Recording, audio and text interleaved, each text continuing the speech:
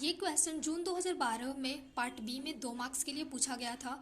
The structure obtained when all the tetrahedral holes are occupied in a FCC structure each of the type.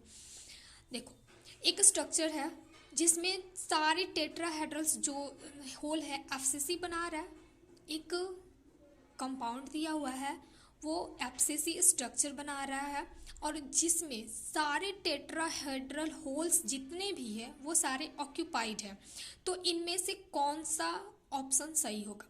अब देखो, ये रटने की चीज़ है, ठीक है। इसका कोई ट्रिक भी नहीं है कि याद हो जाए कि ये वाला कंपाउंड होगा। ये मतलब कोई एक क्रिस्टलाइन सॉलिड का नाम दे दिया और बोले कि क्या होगा इसमें, तो इसका कोई एक हार्ड एंड फास्ट रूल है नहीं, ठीक है।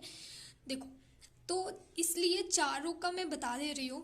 ऑप्शन ए में जो दिया है NaCl, NaCl में जो आयन्स है ये क्रिस्टल बना है Na+ और Cl नेगेटिव से, ठीक है। ये कटायन और ये अनायन है। जो कटायन है, कटायनिक पार्ट जो अनायनिक पार्ट है इसका Cl नेगेटिव क्लोराइड आयन है, create FCC lattice. FCC lattice बनता है Cl नेगेटिव और इसके जो ऑक्टाहेड्रल वॉइड्स होते हैं उसमें Na पॉजिटिव रहता है, ठीक है। तो एफसीसी लैटिस तो ये बना रहा है लेकिन टेट्राहेड्रल में नहीं जाता। ये जो Na पॉजिटिव है इसका कटायन वो टेट्राहेड्रल में ना रहता, ऑक्टाहेड्रल में रहता है। और हमें क्या देखना है? Tetrahedral holes. तो ऑप्शन ए तो गलत हो गया। देखो, ऑप्शन बी में दिया हुआ है CaCl, सीजियम क्लोराइड, ये भी Cs+ Cl नेगेटिव। अब क्लोराइड आयन जो है यहाँ पर ये एफसीसी लैटिस बनाता है, सिंपल क्यूबिक क्रिस्टल, ठीक है। और Cs पॉजिटिव जो होता है वो ऑक्यूपाई करता है या फिर प्रेजेंट रहता है बॉडी सेंटर में। तो मतलब ये एफसीसी तो बना दिया ये Cl नेगेटिव, और Cs+ जो है ये होता है बॉडी सेंटर पर प्रेजेंट। तो ये ऑप्शन भी हमारा नहीं है सही। अब देखो CaF2, इसमें Ca2 पॉजिटिव कैल्शियम और ये F नेगेटिव है फ्लोराइड आयन। तो देखो, कैल्शियम जो क्लोराइड है वो एफसीसी लैटिस बनाता है। देखो, एफसीसी को ही CCP बोलते हैं, ठीक है। क्यूबिक क्लोज पैकिंग कह लो या फेस सेंटर्ड क्यूबिक लैटिस कह लो। तो और F नेगेटिव जो सारे टेट्राहेड्रल वॉइड्स को ऑक्यूपाई कर लिए रहता है।